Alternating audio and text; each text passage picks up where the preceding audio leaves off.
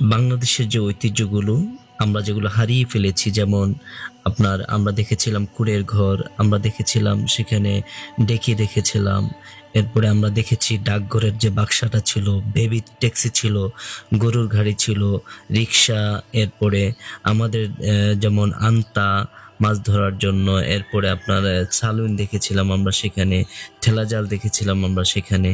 আমরা বাংলাদেশের এই ঐতিহ্যগুলো আমরা সেখানে দেখেছি। এবং আমাদের রাজধানীর নাম ঢাকা, মাটি দিয়ে তৈরি করা যে আমাদের বাসনপত্র আমরা সেখানে সেগুলো আমরা দেখতে পাই। ইউনিভার্সিটির পড়ুয়া এক বড় ভাই বাংলাদেশের ঐতিহ্যগুলো দেখিয়ে দিচ্ছেন বিদেশিদেরকে। هذا هو يسمى بيكي. النساء ينظفن الرز من القش، يعني بعض النساء هنا وبعض النساء هنا يعمل. ايوه هذا